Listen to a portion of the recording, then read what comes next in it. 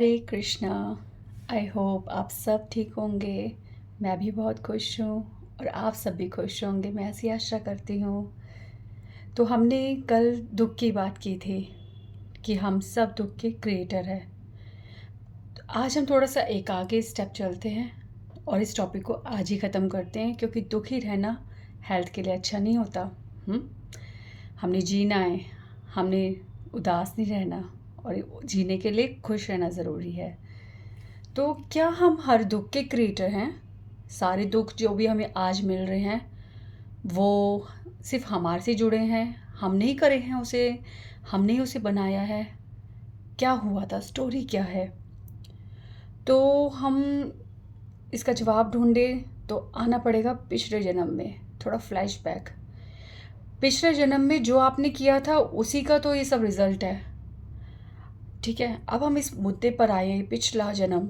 तो कई लोग तो अभी के अभी स्टॉप कर देंगे, ओ पिछला जन्म, हम तो बिलीव ही नहीं करते, हम तो बहुत मॉडर्न लोग हैं, है ना, हम एडवांस हो गए हैं। तो सारी ये सब स्टोरीज़ हैं, है ना, ये सब कहानियाँ हैं, शास्त्र मानने की ज़रूरत नहीं है, बातें समझने की ज़रूरत नहीं है। पिछला जन्म क्या होता है, हम खुद अपने कर्म करते हैं, हम खुद अपने भाग्य के विधाता हैं। राइट, मॉडर्न है ना, हम इन सब पे बिलीव नहीं करते। तो आप बिलीव करो या ना करो, जो चीज़ है वो वही रहेगी। ठीक है, आप कुछ भी क्रिएट कर लो, हवा से कुछ कर लो, पानी से कुछ कर लो, आग से कुछ कर लो, पर उनका मूल तो ओरिजिनल पानी, आग और हवा सब सेम है। ठीक है, आप उसे एसी से आगे पता नहीं क्या क्या कन्वर्ट कर सकते हो, कुछ भी कर सकते हो, बट हवा हवा है, पानी अपना रूप वैसे ही दिखाता है। ठीक है, सब कुछ वैसे ही है। तो हम सुनते ही नहीं है, बिलीव ही नहीं करते ये क्या होता है, पिछला जन्म, ये कर्म, ये क्या होता है, ऐसा है ही नहीं। पर बिलीव करे या ना करे इससे कोई फ़र्क नहीं पड़ता सत्य को। ठीक है, सत्य सत्य है, सत्य वैसे ही रहेगा। आपका जब चालान कटता है, हाँ, ट्रैफिक पुलिस वाले को, हम लोग बहुत जब घर से निकलते हैं ना बहुत एज्यूम करते हैं, मैं तो करती हूँ। ट्रैफिक पुलिस वाला मिल गया ना तो मैं उससे ना ये स्टोरी सुना दूँगी, वो स्टोरी सुना दूँगी। एक बार एयरपोर्ट पे ना मैं लेट हो गई थी, तो मैं हमेशा ऐसे ना इमेजिन करती थी मेरी फ़्लाइट छूट गई। और अगर मेरी कभी फ़्लाइट छूट गई ना तो मैं ना कुछ भी ऐसा क्रिएट कर सकती हूँ, स्टोरी मैं कन्विंस कर सकती हूँ। पर जब मैं सत्ते पर आई थी ना तब मुझे पता चला कन्विंस करना बहुत मुश्किल है। ये नियम जो होते हैं वो अपना काम करके ही छोड़ते हैं। तो चालान जब कटते हैं हम लोग सोचते हैं हम ट्रैफिक पुलिस वाले को कन्विंस कर लेंगे, पर सच बताओ हम काँप उठते हैं, इधर फ़ोन मिलाते हैं, उधर फ़ोन मिलाते हैं, उनसे रिक्वेस्ट करते हैं और कभी कभी घबरा के दे ही देते सीधा। तो आप कन्विंस कर पाओ या ना कर पाओ उससे कोई फ़र्क नहीं पड़ता, चालान कटता है। ठीक है, तो आप बिलीव करो या ना करो, ऐसे ही कुछ चीज़ें हैं जो है, आपके बिलीव करने से नहीं होगा। आप बिलीव करो मैंने करा था या नहीं करा था, प्रूव करो या ना करो, चालान कटेगा। अगर आप उसी टाइम एक्सेप्ट नहीं करोगे तो क्या होगा, बात आगे बढ़ेगी, कोर्ट में जाके चालान भरोगे, पर बात रुकेगी नहीं। आपने एक काम किया है, उसका रिजल्ट आया ही है। अब आप आंखें बंद कर लो और कहो जी अंधेरा है, कुछ नहीं है, रोशनी नहीं है। आपको अंधेरा दिख रहा है इसका मतलब ये नहीं है कि दुनिया में रोशनी नहीं है। तो ये आप आंखें बंद करो, आप आंखें खोलो। आप आंखें बंद कर लो, कहो सत्य नहीं है, तो सत्य बाहर वैसे ही है जैसे बाहर सूरज की रोशनी है।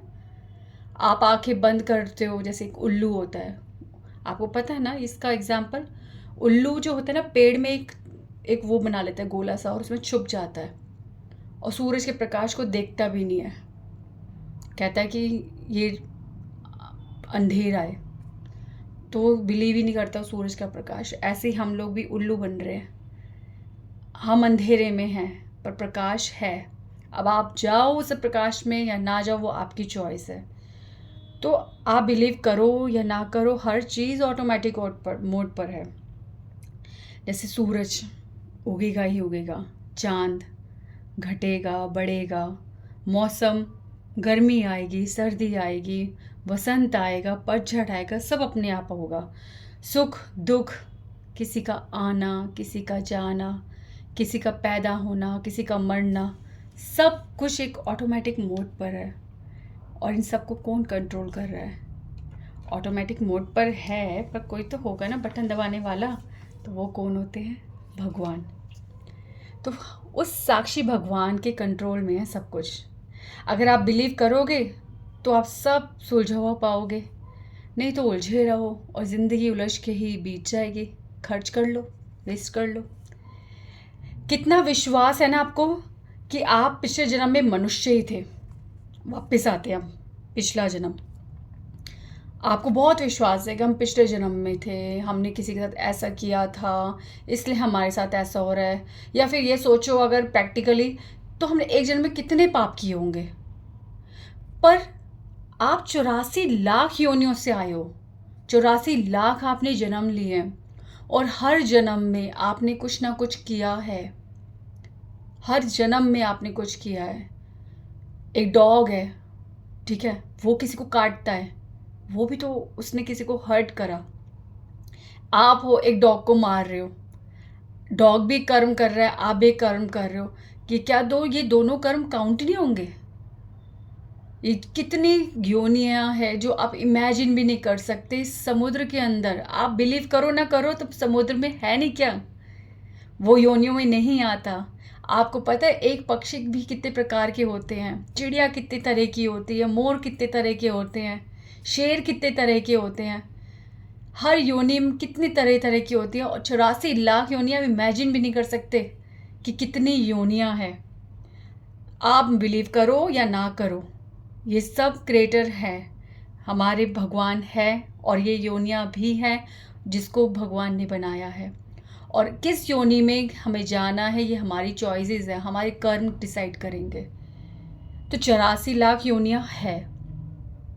आप अभी अपनी आंखें खोलो, आपके घर में भी आपको कितने जीव मिल जाएंगे, आपकी दीवार में, आपकी ज़मीन पर। बरसात होती है तो देखते हो ना कैसे कैसे कीड़े बाहर आते हैं। ये दीमक कहाँ है? दीवारों में छुपी है। दीवारों में भी कितने कीड़े होते हैं। कहते हैं दीवारों के कान है। हाँ, दीवारों में कान है। दीवारों के कान नहीं, दीवारों में कान है। इन दीवारों में भी कितने जीव हैं। तो 84 लाख योनियाँ भी इमेजिन भी नहीं कर सकते। और हम उन हर योनि में से होकर आए हैं। तो क्या हर योनि में हमने कुछ कलेक्ट नहीं करा? एक पाप नहीं करा? उस पाप के फल कहाँ जाएंगे? एक जानवर को क्या पता कि मुझे पाप का फल क्या लग रहा है। जैसे कि एक मर्डरर है, ठीक है, एक वो है जिसने खून किया एक आदमी, और जब उसने खून किया, अब वो पकड़ा गया है, ठीक है, वो पकड़ा गया है, पुलिस ने उसे पकड़ लिया था, अब उसको सज़ा देनी है। पर क्या हुआ, जब वो पकड़ा गया था उसके बाद उसी को चोट लगी थी और वो हॉस्पिटल में एडमिट है। तो क्या कोर्ट उसको सज़ा देती है उस टाइम? उसको फांसी की सज़ा या उसको जेल में रखती है, कुछ करती है? या कोर्ट उसको ठीक करती है?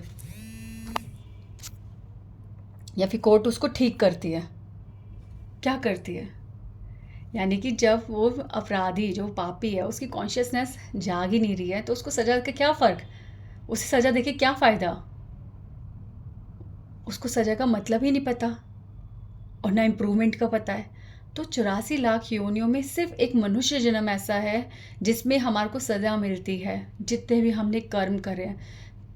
जब हम होश व हवास में होते हैं कि हाँ, ये मैंने कर्म करे, ये सज़ा है, और किसी योनियों में कोई सज़ा नहीं है। तो इसलिए कलेक्टिवली हमारे को मनुष्य जन्म में ही सब कुछ मिलता है, जिसे हम बहुत दुख कहते हैं। अननेसेसरी जब हम कहते हैं कि हमारे को ये हो गया, किसी को बहुत बड़ी बीमारी हो गई, किसी की अचानक डेथ हो गई, किसी के साथ कुछ भयंकर बात हो गई, बहुत चीज़ें हैं, क्या क्या गिनती कराऊँ आपको, आप सब कैलकुलेट करो। पर हर चीज़ के पीछे एक रीज़न था। तो क्या आपने पिछले हर जन्म में पाप नहीं किए थे? अपने को सुखी करने के लिए, किसी को दुख नहीं दिया था? तो वो सारे पाप जो इकट्ठे किए हैं, उनका रिजल्ट किसको भुगतना पड़ेगा? हम ही को तो भुगतना पड़ेगा ना।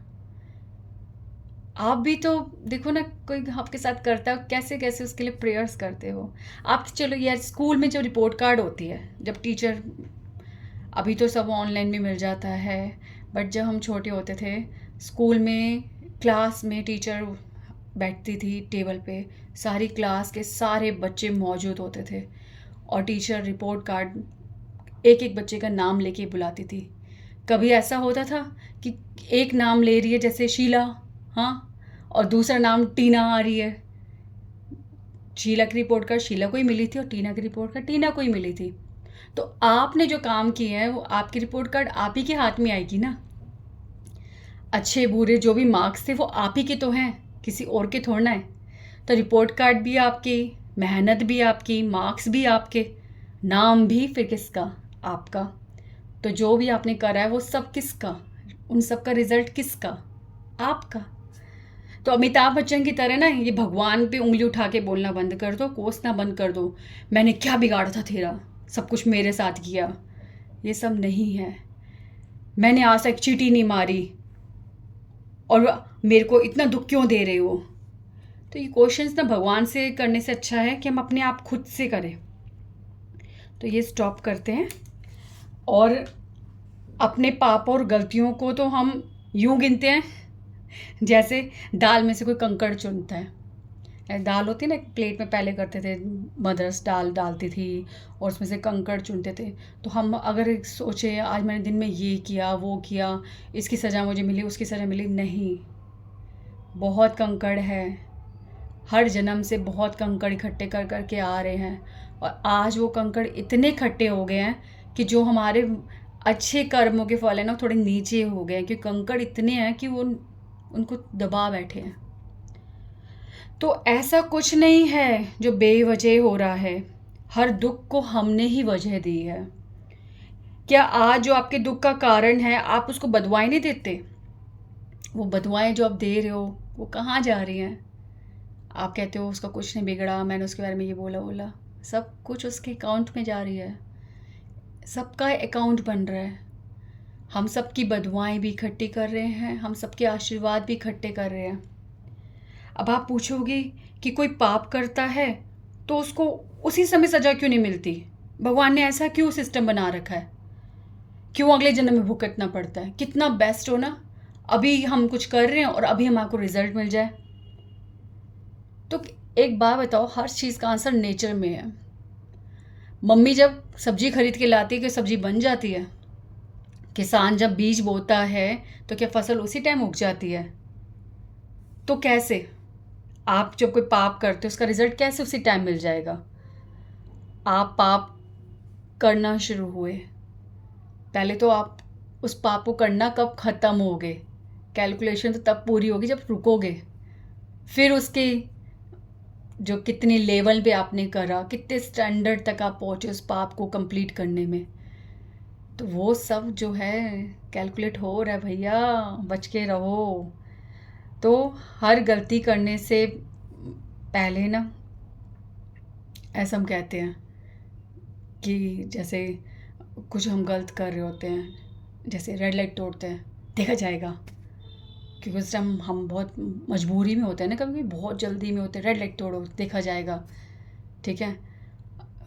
किसी पे गुस्सा आ रहा है, थप्पड़ मार दिया, या फिर जैसे लड़के होते हैं, किसी बहन का बदला लेना होता है, बहन को किसी ने कुछ कह दिया या किसी को पड़ोसी ने किसी के परिवार के सदस्य को कुछ कह दिया और सीधा उसका गला पकड़ने चले आते हैं। मन कह रहा होता है कि नहीं गलत कर रहे, स्टॉप, पर नहीं, सीधा चले जाते हैं, सीधा एक्शन, ठीक है, देखा जाएगा।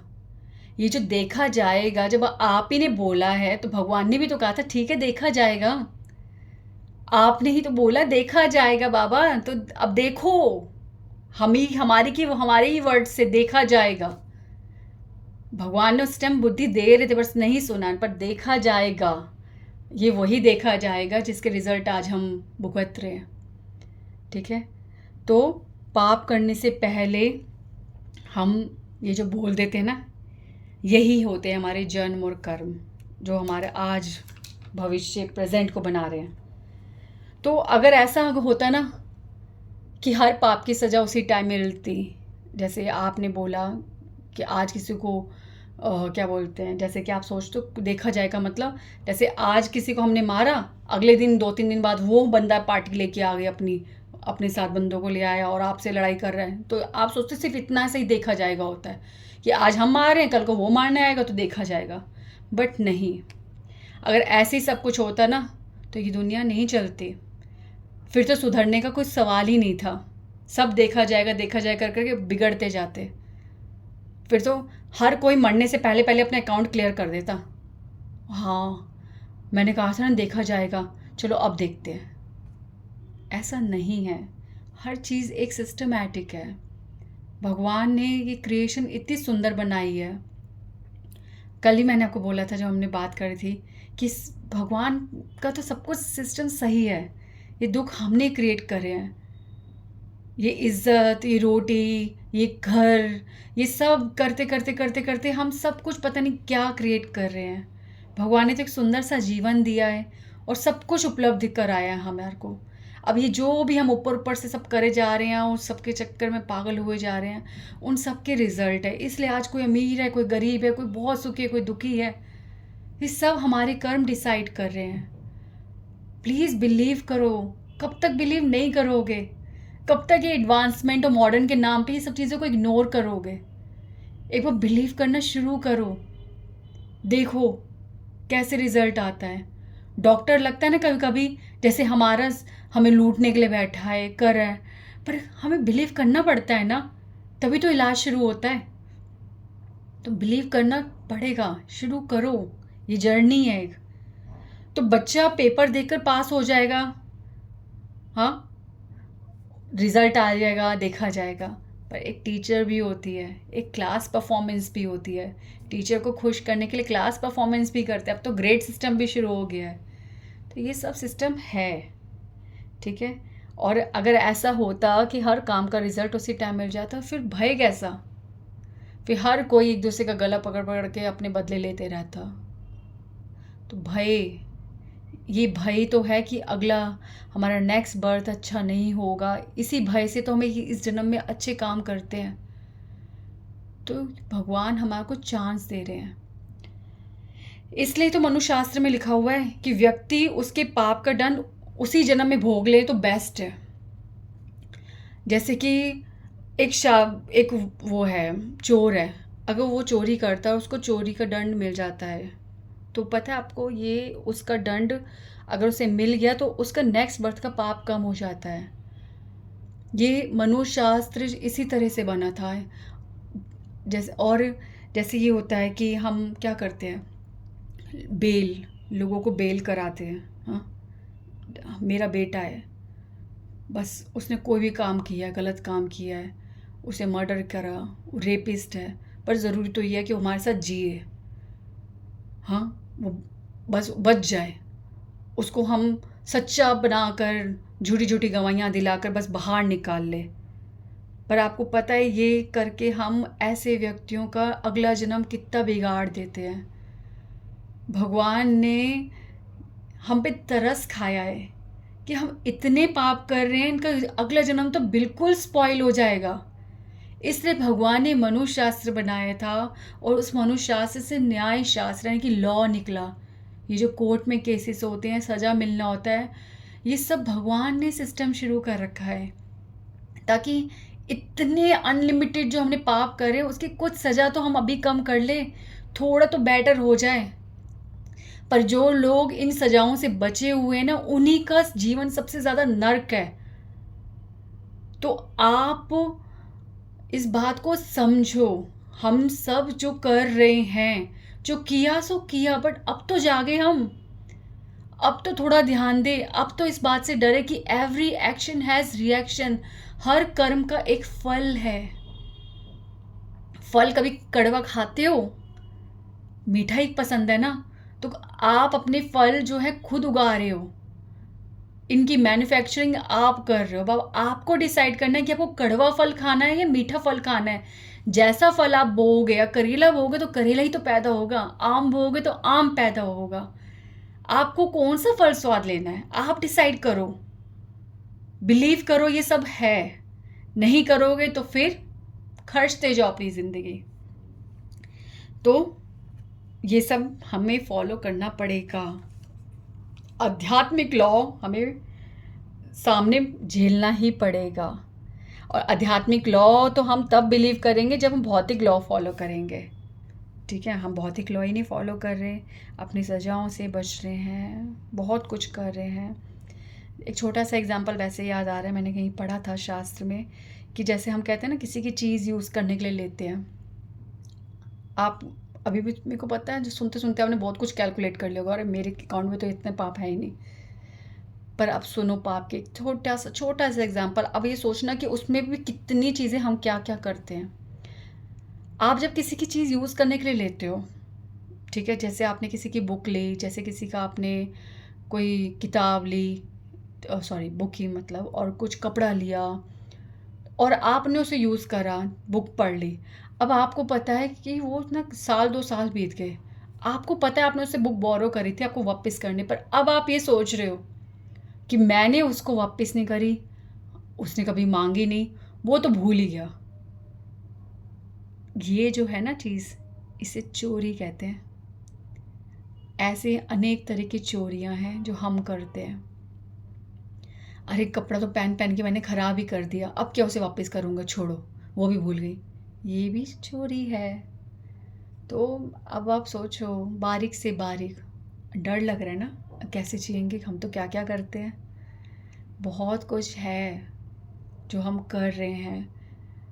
और मिट्टी ना घर में होती है इकट्ठी, अगर आप झाड़ू मारना बंद कर दो 2 या 3 दिन ही पता चल जाएगा घर में कितनी मिट्टी इकट्ठी होती है।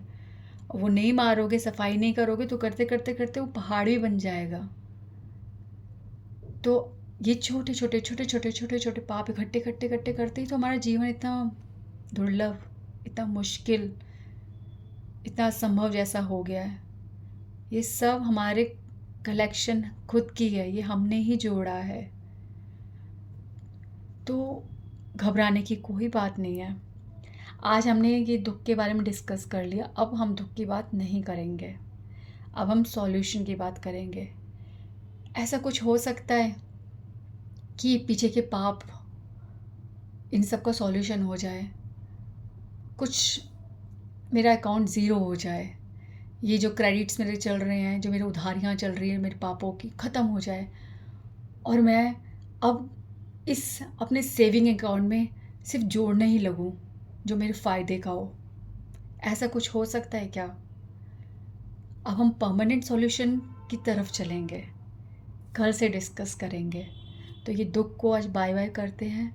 और अभी भी आपको ऐसा लगता है कि दुख के बारे में कुछ बात है जो मैंने छोड़ दी है, और या फिर रह गई, तो वो आप करो, पूछ लो, ठीक है। तो कल हम परमानेंट सॉल्यूशन के बारे में डिस्कस करेंगे। Thank you. हरे कृष्णा।